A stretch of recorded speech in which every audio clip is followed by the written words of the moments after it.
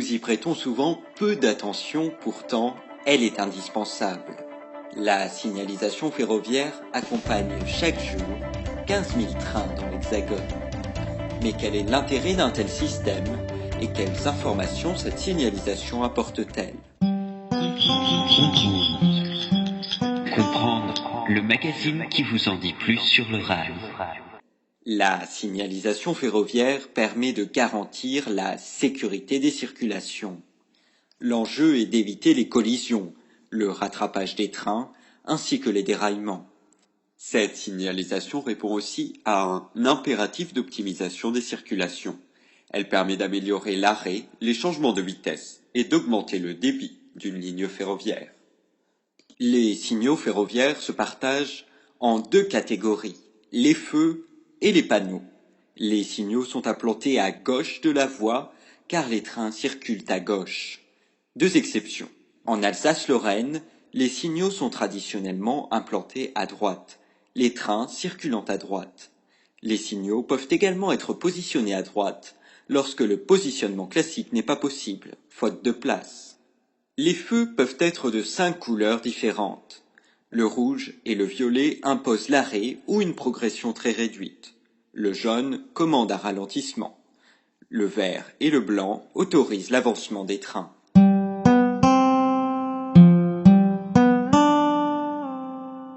Les lignes où le trafic ferroviaire est important sont équipées du système de signalisation appelé bloc automatique lumineux, ou BAL.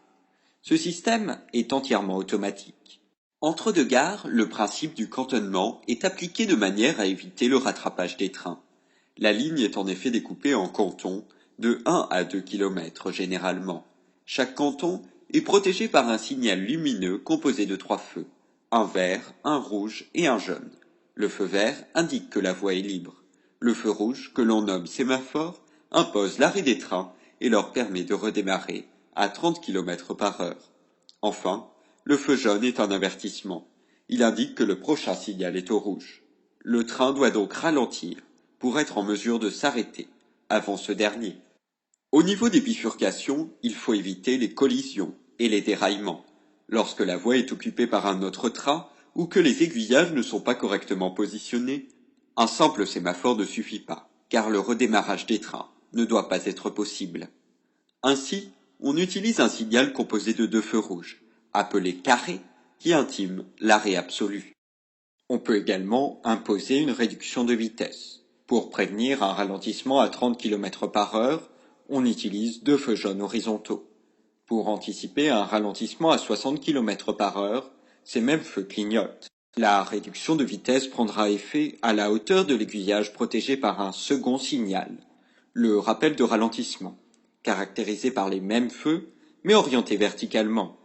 La réduction prend fin dès que le train a franchi l'aiguillage ou le groupe d'aiguillage. Les feux verts et jaunes restent valables au niveau des bifurcations et gardent la même signification. Le feu jaune peut se combiner avec les rappels de ralentissement.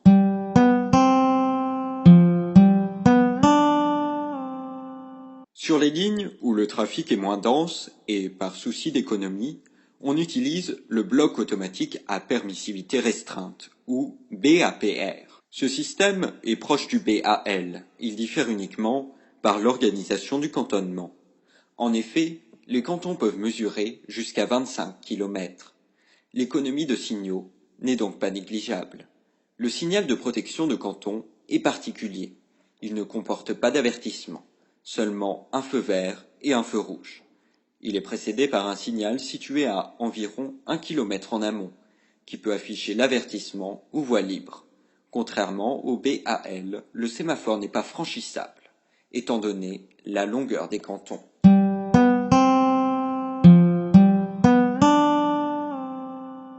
Sur les lignes à trafic réduit, on emploie le bloc manuel ou BM.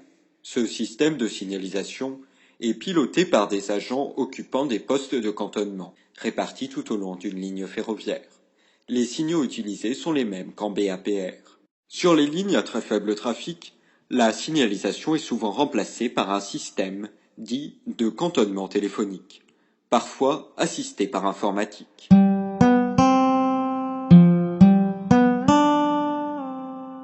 Les voies de manœuvre possèdent une signalisation lumineuse spécifique.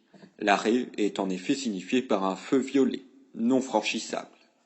La voie libre est indiquée par un feu blanc. Un feu blanc clignotant autorise, quant à lui, le départ du train en manœuvre, c'est-à-dire sur une distance courte, donnant vers une voie de garage par exemple. Dans tous les cas, la marche des trains sur voie de manœuvre s'effectue à 30 km/h maximum. Le feu blanc, continu ou clignotant, peut aussi être utilisé depuis une voie principale pour indiquer que le train est dirigé vers une voie de manœuvre. À défaut, on peut utiliser l'avertissement pour annoncer un heurtoir. Le disque, composé d'un feu jaune et d'un feu rouge sur une ligne horizontale, est un signal particulier, réservé, en très grande majorité, au BAPR et au BM. Ce signal tend à disparaître. Situé sur les lignes principales, le disque impose une réduction de vitesse à 30 km/h dès que possible. Ce signal intime aussi l'arrêt qui doit s'effectuer au niveau du prochain signal d'arrêt, ou au niveau du premier aiguillage ou gare rencontrée s'il n'y a pas de signal d'arrêt. Le train est autorisé à repartir si un signal de cantonnement l'y autorise.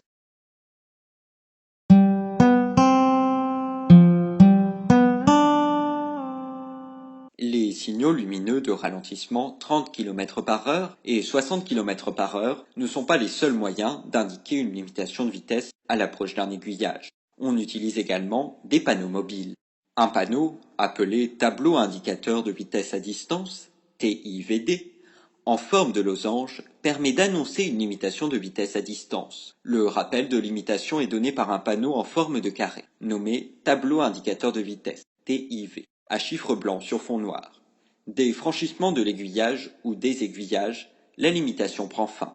Pour protéger en permanence une section de ligne, on utilise un TIVD constitué de chiffres noirs sur fond blanc.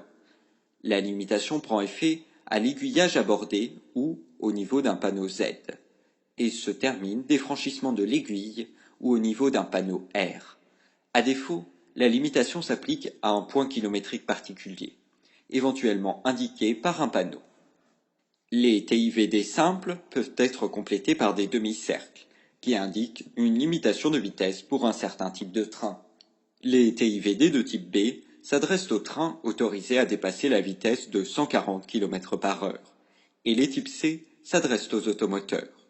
On trouve également des TIVD et TIV dits pentagonaux, qui s'appliquent aux trains de messagerie et à certains trains de marchandises.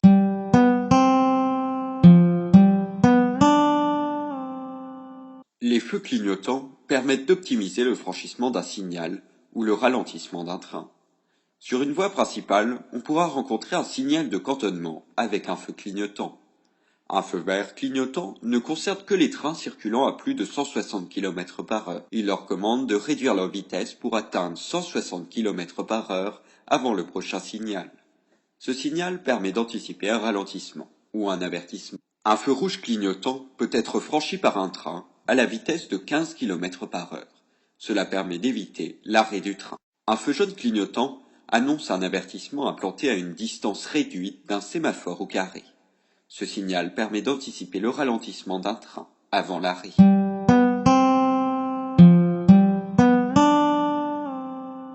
Lorsqu'un signal présente un seul feu rouge fixe, il est nécessaire d'identifier quel est le type de signal, pour savoir s'il est franchissable. Une plaque d'identification portant la mention F indique que le signal est un sémaphore de BAL, donc franchissable. Une plaque d'identification portant la mention PR indique que le signal est un sémaphore de BAPR. La mention BM que le signal est un sémaphore de BN. Dans les deux cas, ces sémaphores ne sont pas franchissables. Une plaque d'identification portant la mention NF indique que le signal n'est pas franchissable, qu'il comporte un ou deux feux. Il s'agit d'un carré. Dans le cas où un œilleton blanc est allumé, le signal est un sémaphore. Une plaque de cantonnement blanche permet de savoir s'il s'agit d'un sémaphore de BAL, BAPR ou BM. Cette dernière disposition permet de remédier à la panne d'un feu rouge composant les deux feux rouges du carré. Une plaque D ou une plaque A, en lettres noires sur fond blanc, indique respectivement un disque et un avertissement de BAPR ou BM.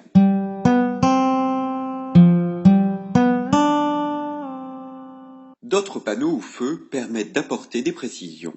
Les indicateurs de direction et les tableaux indicateurs de direction à distance indiquent la direction prise par un train.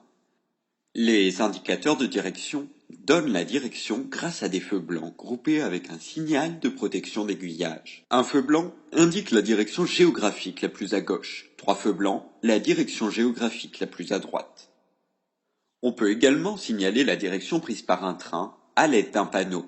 G signifie que le train est dirigé vers une voie de service. D, que le train va aborder, une voie de dépôt. Le guidon d'arrêt, composé d'une bande horizontale rouge, est un signal indépendant qui commande l'arrêt des trains. Il est utilisé pour protéger une zone de manœuvre sur une ligne principale ou un passage à niveau. Son extinction permet le redémarrage du train arrêté. Cependant, un guidon d'arrêt éteint ne signifie pas voie libre. Ce signal ne se substitue pas aux signaux de cantonnement et n'est utilisé que pour arrêter des trains circulant à vitesse réduite. Combiné à un avertissement, la bande lumineuse jaune horizontale signale que la voie de réception de la gare abordée est de faible longueur. Cette bande invite le conducteur à être en mesure de s'arrêter sur une distance réduite. Pour optimiser l'arrêt en gare, on peut utiliser des panneaux annonçant la gare et des panneaux indiquant où doit s'effectuer l'arrêt du train selon sa longueur. TGV 1 indique le point d'arrêt d'une rame de TGV. 4V, celui d'un train composé de 4 voitures. TT, pour tête de train, signale l'emplacement d'arrêt de tous les trains, quel que soit leur nombre de voitures.